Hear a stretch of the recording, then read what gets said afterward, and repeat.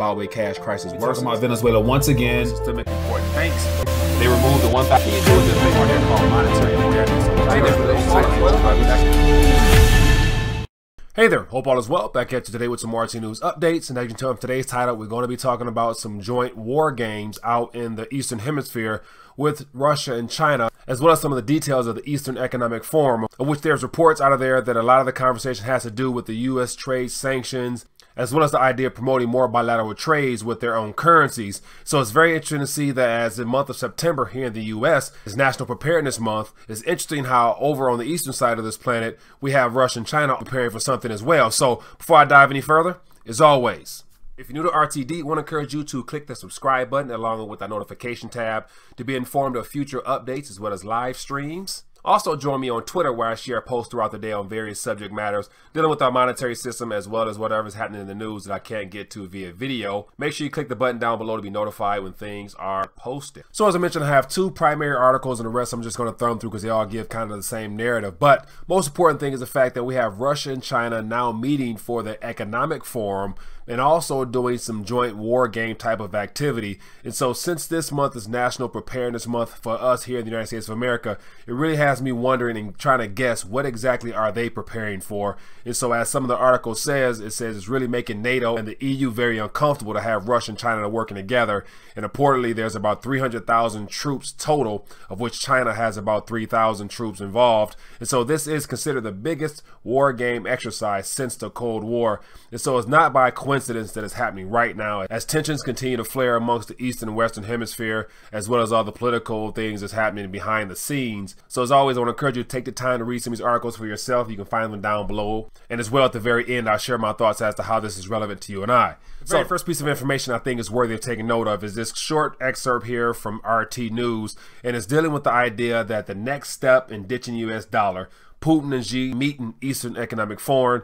And so at the 40-second mark of this video here, it kind of gives an idea as to what all this is pretty much geared towards. It's the idea of nations beginning to figure out how to go around the dollar and not being dependent upon using the dollar in their economy, especially when it comes to trade amongst one another. So the gentleman here in this video mentions the fact that if Russia and China are able to pull off this whole bilateral move away from dependent upon the dollar, then it'll be a lot easier for other nations to begin doing the same. But it starts with the powerhouse nations, in which it looks like it might be these two gentlemen here leading the way. So I want to encourage you to take time to listen to this for yourself so you can get a better understanding what the whole de-dollarization is really all about. And then the first article I want to share with you has to do with a little bit of an infographic shining some light on the whole Eastern Economic Forum that began in 2015. So here's an actual infographic worth taking a note of, and it just lists some of the accomplishments that this forum has achieved over the last couple years. And just to give you an idea of what's going on, it says total participants in 2015. It says with 2,500 participants with 32 countries, China, Republic of Korea, and Japan. Then it lists some of the results here, 109 agreements signed. Then you scroll to the second one in 2016, it was 3,500 participants with 56 countries. Some of the business programs that came out of there, and it says 214 agreements signed. And then it lists the economic value in rubles, not dollars. It says over 1.85 trillion rubles was the result of these agreements here. Then you fast forward 2017, 6,000 participants in more than 60 countries. Scroll down, it says 2.496 trillion rubles.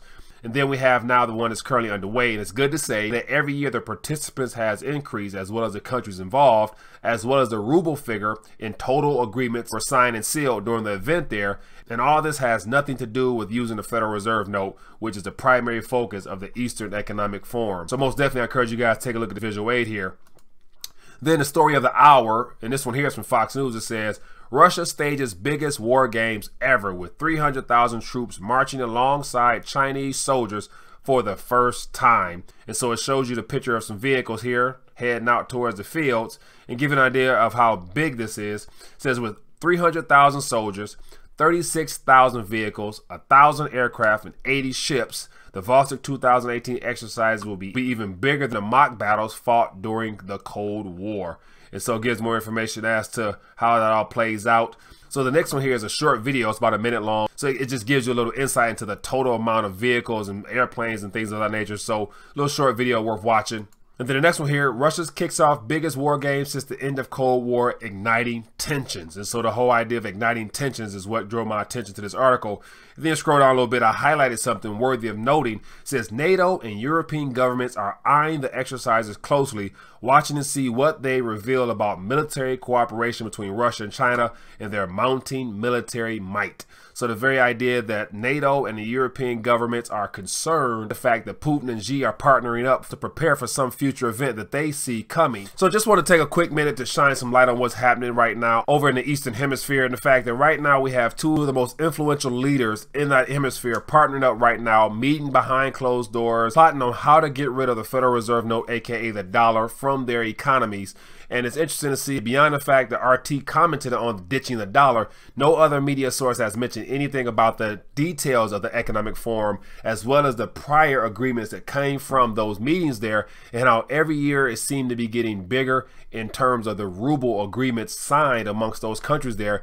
And so amongst the people that's in those meetings there, you have the president of the AIIB, you have South Korea, you have Japan, you have a variety of leaders that are all meeting together to discuss trade, sanctions, you name it, all geared towards moving themselves from the influence and the weight of the United States government. And so as we draw close to the end of this year, it's going to be interesting to see how these type of war games play out and what they're actually preparing for. What do they know that we do not know as of yet? So these are all things worthy of really paying attention to. So I will be curious to find out what your thoughts on these war games, since this is the biggest war exercise since the Cold War. Hence all the tensions between China and the US right now over the whole tariff situation. Where is all this heading is my question I want to pose to you guys. So if you have any ideas or thoughts and want to share, feel free to leave a comment down below. And then also we can talk about this later on RTD Live Talk. So enjoy your day. Look forward to bringing you more news. See you later. The next recession. Recession will be. Will be a recession. We're going to hit a recession. The date of the next recession. A U.S.-only recession typically lasts 8 to 10 months, but a lot of things about this particular one have not been typical. So A crash is coming now, whether it's 6 months from now, 12 months, 36 months, no one knows. I go to bed every night, I dream of another recession. If you know what to do, if you have the right plan to set up, you can make a lot of money from this.